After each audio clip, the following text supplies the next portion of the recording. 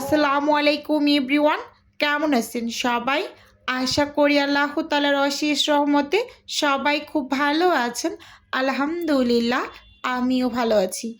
আজকে আমি আপনাদের সাথে শেয়ার করব কিভাবে অর্ডারের জন্য আমি বিফ কাবাব রেডি করে ফ্রোজেন করে ডেলিভারি করি এবং বাসায় কিভাবে সংরক্ষণ করি।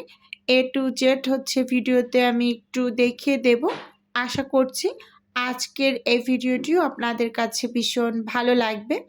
তো এখানে আমি 250 গ্রাম বুটের ডাল সারা রাতের জন্য ভিজিয়ে রেখেছি। দেখুন 250 গ্রাম বুটের ডাল কতগুলো হয়েছে, ফুলে ডাবল হয়েছে এরকম মনে হয়। তো এবার এগুলোকে ভালোভাবে পরিষ্কার করে নিয়েছি। আর এখানে 1 কেজি গরুর মাংস আমি চর্বি হাড় বাদ দিয়ে মাংসটুকু শুধু নিয়েছি। মাংসটা কিন্তু আমি ছোট সাইজ করিনি, মানে বেশ মোটামুটি বড় সাইজেই আছে। এখন এগুলোকে হচ্ছে একটা হাঁড়ির মাঝে আমি নিয়ে নিচ্ছি। প্রথমে ডাল নিয়ে নিলাম, খুব ভালোভাবে ডালটাকে কিন্তু মানে পরিষ্কার করে ধুয়ে নিয়েছি। এবার হচ্ছে এখানে মানে গরুর মাংসগুলোকে দিয়ে দিচ্ছি, দেখতেই পাচ্ছেন।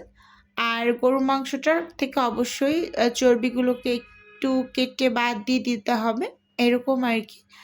তো প্রথমে এখানে আমি সাদা গোলমরিচ গুঁড়োটা ব্যবহার করছি, আর সেই সাথে এখানে আমি রসুন বাটা ব্যবহার করছি উঁচু উঁচু করে 1 টেবিল চামচ, এবং সেই সাথে আদা বাটাও ব্যবহার করছি এখানে 1 টেবিল চামচ। এখন এখানে গুঁড়ো মশলাগুলো অ্যাড করছি। প্রথমে এখানে দিয়ে দিচ্ছি লাল মরিচের গুঁড়ো, সেই সাথে দিয়ে দিচ্ছি জিরা গুঁড়ো, ধনিয়া গুঁড়ো, এবং এখানে অ্যাড করে দিচ্ছি একদম রেডিমেড যে কাবাব মশলাটা পাওয়া যায় রাঁধুনির, তো সেখান থেকে আমি 2 চা চামচ কাবাব মশলা অ্যাড করেছি, এবং সেই সাথে দিয়ে দিচ্ছি এখানে গরম মশলার গুঁড়ো। এবার হচ্ছে আমি এখানে অ্যাড করছি আমার হাতে বানানো একটা মশলা, এবং সেই সাথে এখানে স্বাদ মতো লবণ দিয়ে দিলাম। আর আমি সব সময় একটু কাঁচা পেঁয়াজ অ্যাড করি কাবাবের ভিতরে। এই টাইমটায় আমি একদম শেষের দিকে শুধুমাত্র বেরেস্তা ব্যবহার করি। এটা হয়তো বা আমার অনেক মানে পুরনো ভিউয়ার্স আপুরা জানবেন। এবং সেই সাথে আমি তেল দিয়ে দিলাম 3 টেবিল চামচের মতো। এবার সব কিছু খুব ভালোভাবে চামচের সাহায্যে মেখে নিচ্ছি। চাইলে কেউ কাজটা হাত দিয়েও করে নিতে পারেন। হাত দিয়ে করলে খুবই ভালো হয়, মানে মশলাগুলো সব কিছুর সাথে খুব সুন্দরভাবে মেখে নেওয়া যায় এরকম আর কি। তো আমি চামচ দিয়ে খুব ভালোভাবে একটু মেখে ছেঁকে তারপর অফ ক্যামেরাতে সেদ্ধ করে নেব প্রেশার কুকারের ভিতরে। তো আমি সবসময় বিফ কাবাবটা প্রেশার কুকারের ভিতরে সেদ্ধ করে ডাল ঘুটনি দিয়ে ঘুটে সব কিছু একসাথে মিহি পেস্ট করে নেই। আমি কোনো রকম ব্লেন্ডার বা বাটাবাটির ঝামেলার ভিতরে যাই না। মানে এটা প্রেশার কুকারের ভিতরে একদম অনেকগুলো চিটি দিয়ে একেবারে মিহি পেস্ট করে ফেলি ডাল ঘুটনি দিয়ে ঘুটে। তো আজকে আর আমি মানে কাবাবগুলো বানিয়ে নেওয়াটা শেয়ার করিনি, শুধুমাত্র এই যে এখানে আমি একটা বোলের ভিতরে সব কিছু সেদ্ধ করে নিয়ে অফ স্কিনে এখানে সব কাবাবগুলোকে বানিয়ে নিয়েছি। যেহেতু আমার হাতে একেবারে কম সময় ছিল, তো আমি আর ক্যামেরা অন করতে পারিনি এরকম আর কি। এই যে দেখতেই পাচ্ছেন খুব সুন্দরভাবে কাবাবগুলোকে বানিয়ে তারপর এখন হচ্ছে ফ্রোজেন করতে দিয়ে দেব। তো আমার কিন্তু বিফ কাবাব তৈরির রেসিপি দেওয়া আছে চ্যানেলে, যদি কেউ চান তাহলে কিন্তু ফুল রেসিপি দেখে নিতে পারেন, অনেকগুলোই দেওয়া আছে এরকম আর কি। তো এগুলো ফ্রোজেন করে নিয়েছি।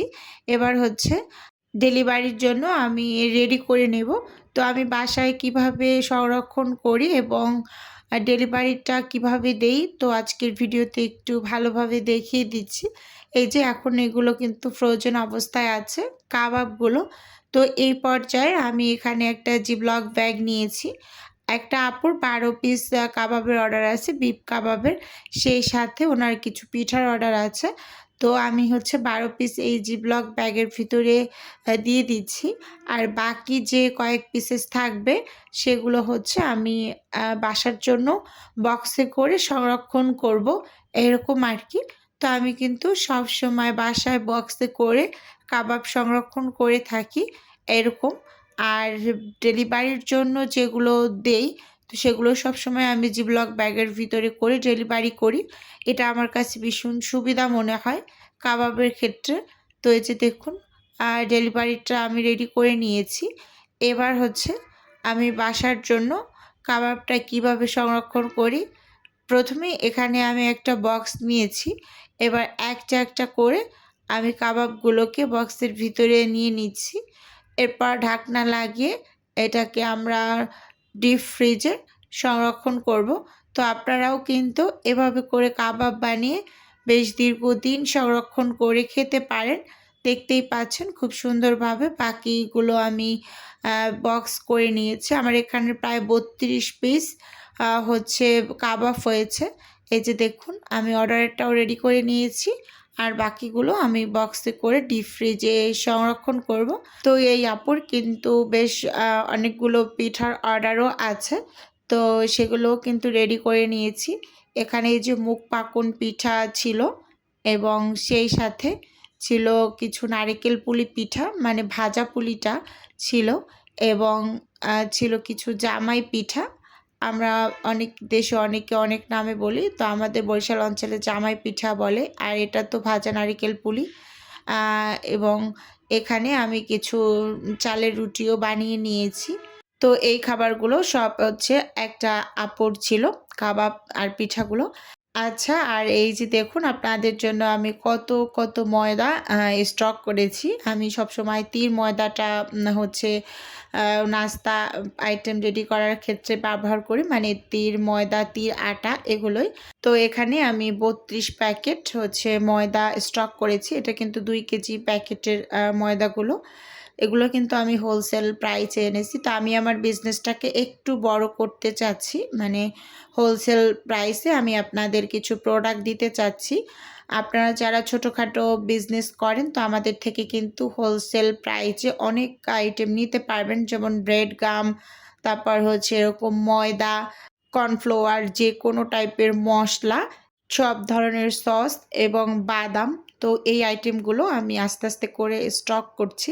তো আপনারা যারা ছোটোখাটো বিজনেস করছেন, যদি বাসা বাড়িতেও প্রয়োজন হয় আমাদের থেকে হোলসেলে প্রোডাক্ট নিতে পারবেন। তো সামনে যেহেতু আমি আমার এই বিজনেসটাকে একটু বড় করতে চাচ্ছি, তো আপনাদের সাপোর্ট আমার একান্তই প্রয়োজন। তো সবাই আমার পাশে থাকবেন, দোয়া করবেন।